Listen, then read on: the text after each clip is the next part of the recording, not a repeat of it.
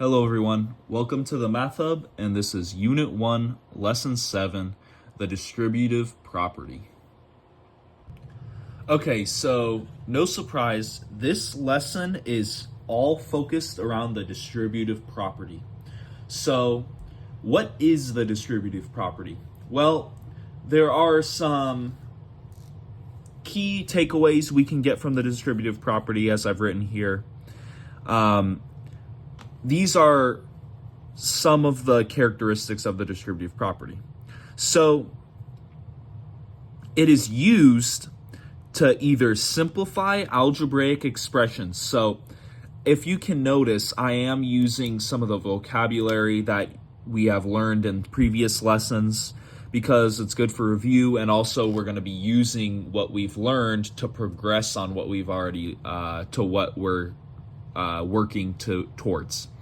So remember, algebraic expressions are an expression with a variable involved in it, so an unknown value, x, y, z, etc., that are not fully solved with PEMDAS. Remember the acronym PEMDAS. So it allows us to work around this in order to simplify algebraic expressions. Secondly, it is used only through multiplication and division. I should have emphasized only through multiplication and division. And finally, it allows for an easier way to solve certain problems. So it makes it so that you don't always have to solve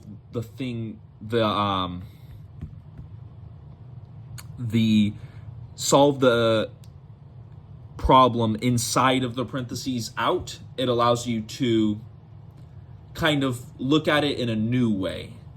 So we're going to get into some examples here right about now.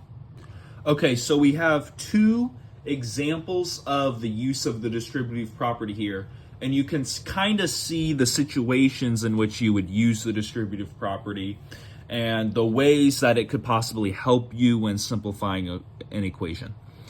So we have our first form right here. It is A multiplied by the quantity of B plus C. So using PEMDAS, we would add B and C first and then multiply it by A. Remember, we're solving parentheses first.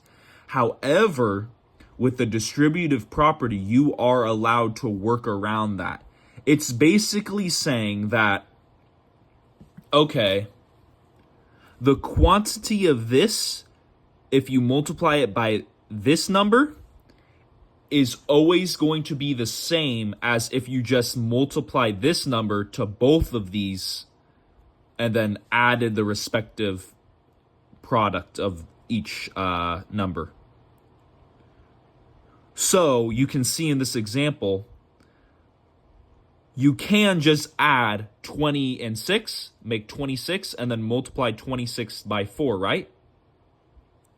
Well, it's basically saying, well, that's the same thing as doing multiplying 4 by 20 and then multiplying 4 by 6. That's all the distributive property is.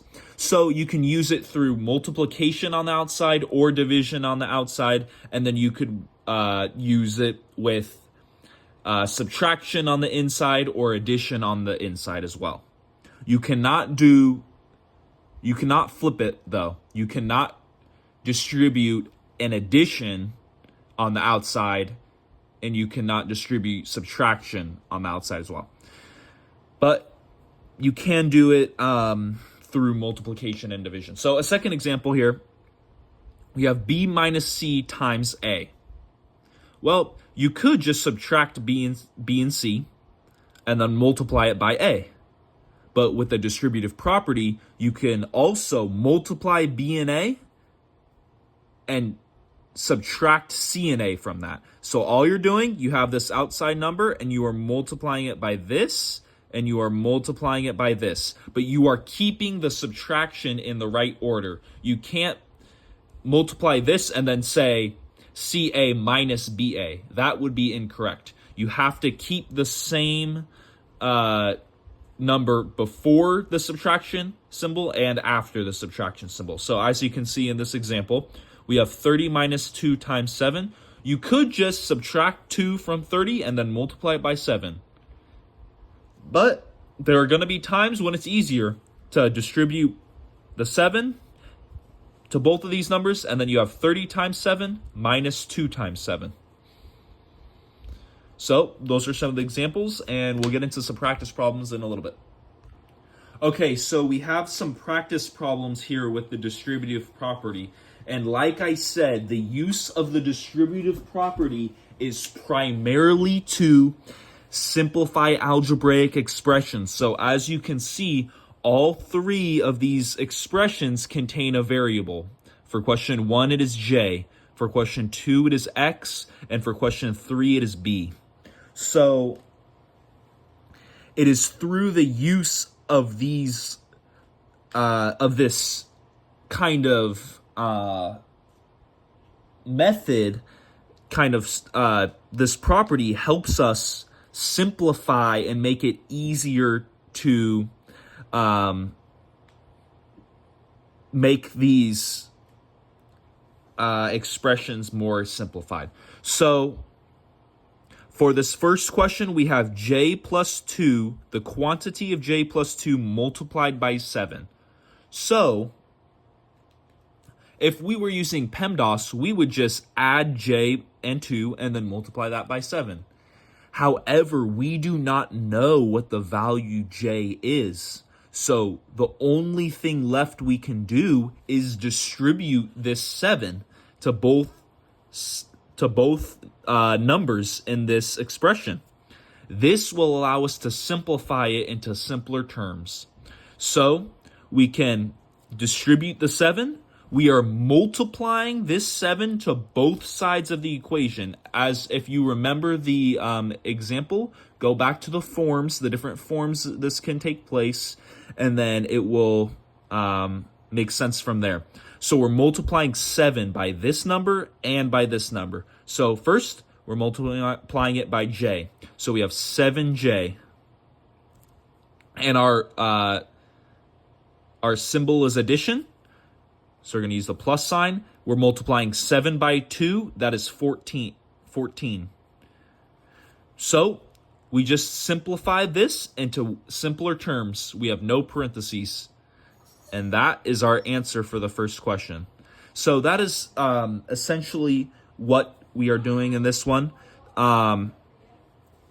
Remember to keep working on these other questions, and I'm going to be back with answers right about now.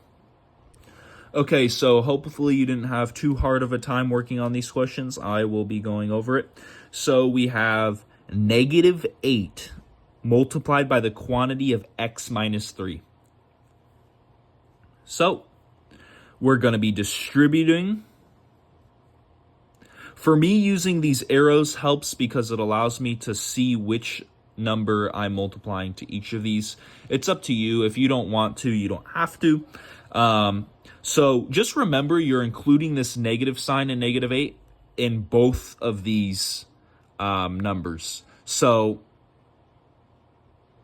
make sure, sometimes it's difficult. Sometimes you could get mixed up by these subtraction signs because you do have two subtraction signs in this expression. So first we're multiplying negative 8 by x. Simple enough. We have negative 8x. Now we can approach this one of two ways. We can either multiply negative 8 and say this is negative 3, and then we're using our we're going to have to use the plus sign because we're basically we're separating the negative 3 from the x. We're saying x plus negative 3. Or if you don't want to do that, you can just leave this negative sign. You're saying, okay, this is negative here. The sign is negative, but this negative 8 is only going to be multiplied by 3, not negative 3, if you were doing it that way. So if you're leaving the subtraction sign there, negative 8 times 3, negative 24. So we have to keep this in parentheses because we're going to have to do two subtraction signs here. So negative 24. So we have negative 8x minus negative 24. Well, remember, if we have two negatives that are being multiplied by each other, that is going to create a positive. So that is actually negative 8x plus 24. Now, that was a lot, and these are things that can get easily tripped up on. So, yeah, it's important to figure out your strategy when you're going about these problems. It's honestly up to you. You could do it either of the two ways. Yeah, when there's a subtraction sign here, it's very important to pay attention to this. So, just honestly, if you understand this, great, move on. If you don't, just keep working on questions like this with the double negative, and you should eventually get used to it. So yeah, if I was approaching this with the other way, I would be saying that this is negative 8 times negative 3, and then we're leaving the plus sign in front. So we have negative 8x plus, and then we're multiplying both of these out. Negative 8 times negative 3 is positive 24. So we don't have to have another negative in there. And then that's our answer. We get the same answer. So it's honestly just up to your preference, whatever you think is makes more sense to you. And we have one more question here, and then we're going to be moving on to one last thing. We have negative, just a negative sign. However, this is directly across from parentheses where we have 11 plus 2b. Now, you could be thinking that this is actually just a subtraction. So you actually aren't going to be multiplying. However, if there is this subtraction sign, you should assume that this is negative 1. You should assume that this is negative 1. Why should you assume this is negative 1? Because it is basically a placeholder to distribute this negative. Everything multiplied by 1 is that number. So we are essentially just distributing this negative over, and we are including it to every single number. So start off, we are multiplying this negative to both sides of the question, both sides of the expression. So we have negative 1 times positive 11. That is going to equal negative 11. And then we have negative 1 times positive 2b. That is going to be negative 2b, and that is our answer. Oh, and I forgot to box the last one. So those are our answers to the 3 questions. Yeah, honestly, this distributive property, it just takes a lot of practice. There's just a little bit of nuance to it, to where might take a little bit of time for you to understand completely, but it's very important. It is very important. It's going to be it's going to be extremely prevalent in problems in the future. So it's important that you have the right base down to keep working on your algebra. So that's it for this. We'll keep working on the next thing in a little bit. Okay, and I forgot, I do want to include one distributive property example with division, not multiplication, because it can be used in both situations. So we have the quantity of 2x plus 1. Notice this problem actually doesn't have parentheses in it. So we have to identify that this is a distributive property question just through seeing that this large quantity is being divided by 3. So normally you would add all these up first, because technically this is parentheses, because this whole quantity of 2x plus 1 is being divided by 3. Technically there are parentheses here because you are forced to add this before you divide. However, using the distributive property, we are allowed to separate these two portions of the expression. So we're going to separate. We can also, to make it easier, we can make this into multiplication.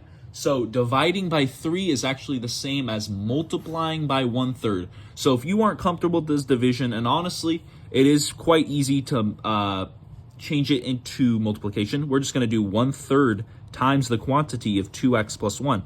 And we're familiar with this kind of style. We just have a number less than 1 this time, but we just have a number that's in a fraction, and we are multiplying it by the quantity. So, like usual, distribute the value. We have 2/3 x plus 1/3, and that is our answer. So, once again, just looking at, if you have division here, don't get all freaked out. It is very similar to the multiplication. All you're doing is you're just switching it to multiplication, and then you're going to distribute it. And that's it for this one. Okay, finally, we have 3 very, very important vocabulary terms here. You are going to want to make sure you 100% know. So, we have terms, coefficients, and constants. When you are dealing with algebra, these are ways you can identify parts of each side of the equation, each side of each part of an expression. So, terms, that is simply what you're going to identify a number with a variable in it. So, for example, we have -6a.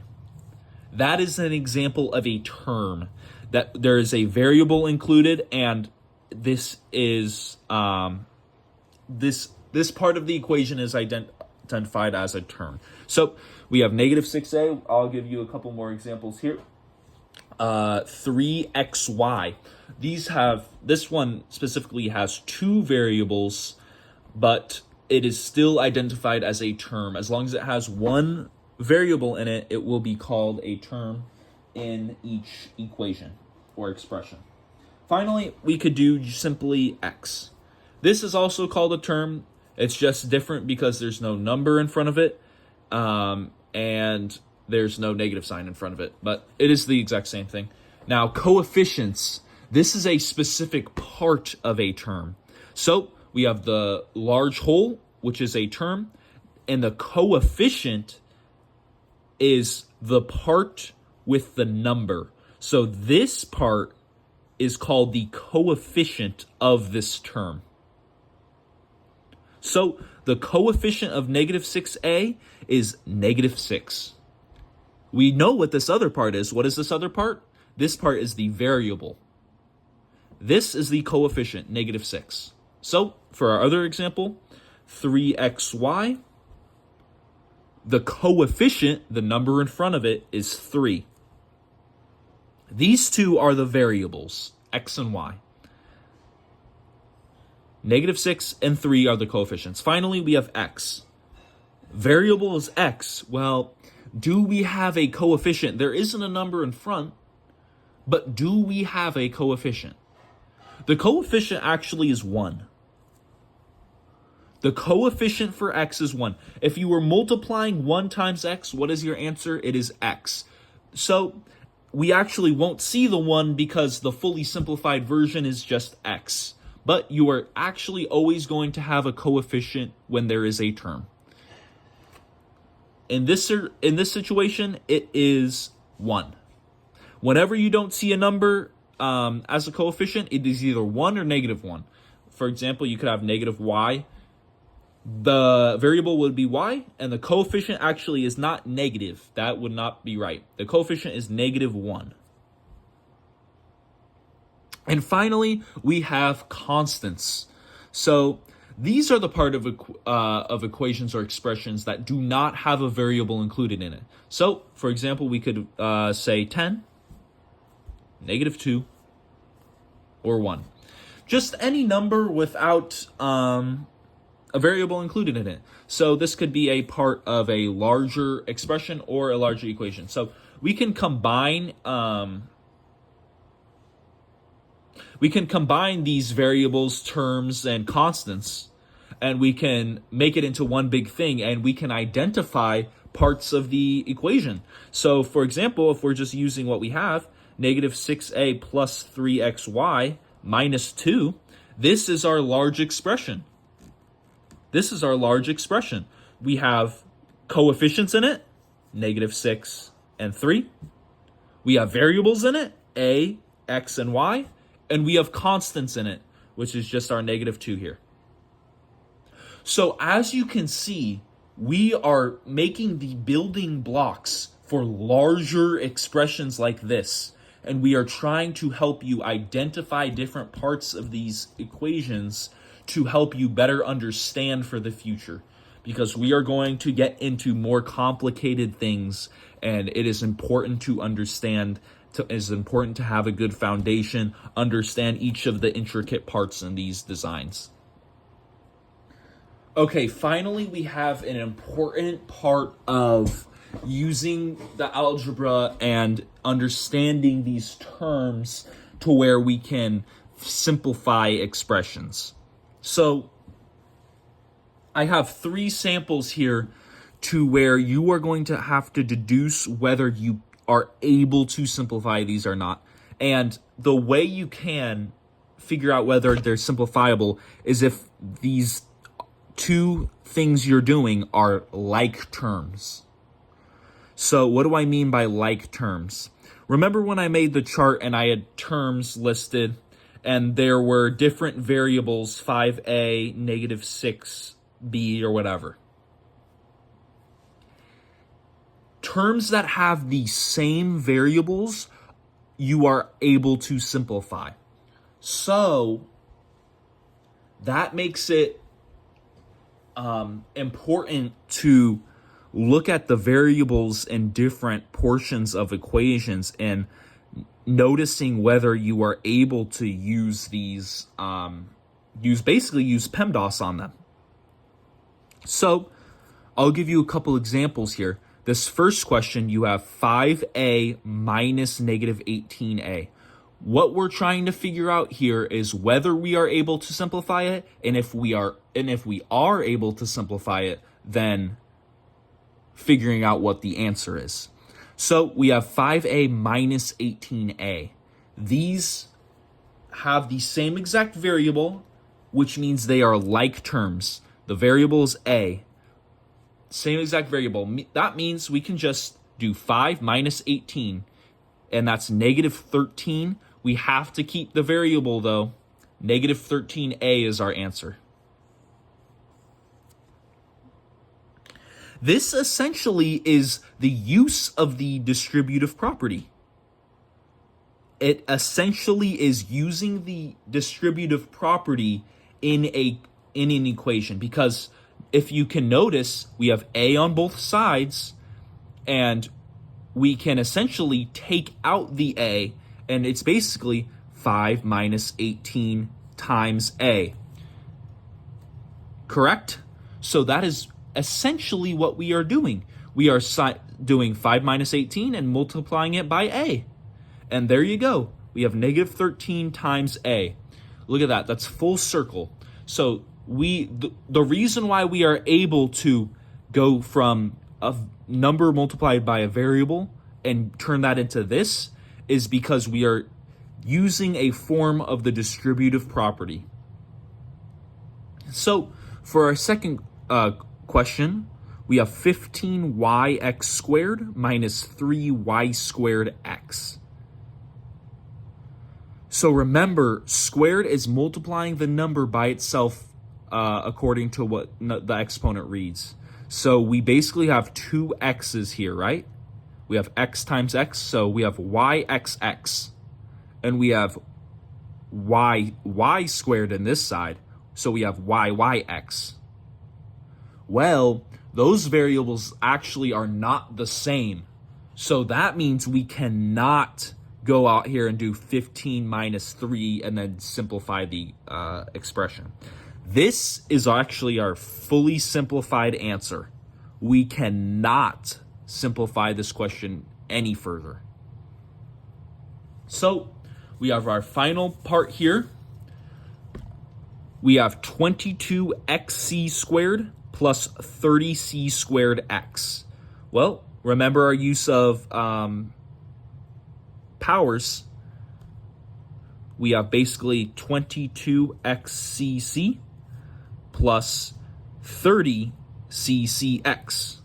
Well, remember, when it doesn't matter the order when we're doing multiplication. That is one of our rules. Remember, when everything is multiplied together, there is no order that is necessary. So we have 1x and 2c's. We have 1x and 2c's. So we can actually do this, add 22 and 30, and that is going to get our answer as 52c squared x. So we are adding this, and then we are tagging on our variables at the end. We're using the same variables that the other two parts of the expression had, and then we are just adding these two. Why does that work? Because we are using the distributive property in our answer. We have c squared x multiplied by 22 plus 30. We are basically going backwards in the distributive property to help find our answer. So we have 22 plus 30, that equals 52, and we are multiplying that by c squared x. Boom. That is our answer. So if you need to make it back into the distributive property to find your answer, you can. You don't have to, because it's a simple addition from here and here, or a subtraction from here and here. But it is important to understand, it is important for everyone to understand how we got this answer in both sides. We are using the distributive property when there are like terms to find a simpler answer. So that is going to be it for this lesson. It is a very, very important lesson, rather a long one, because it is important because we are going to be using it very frequently. So make sure to comment if you have any questions, and I will see you guys in the next one.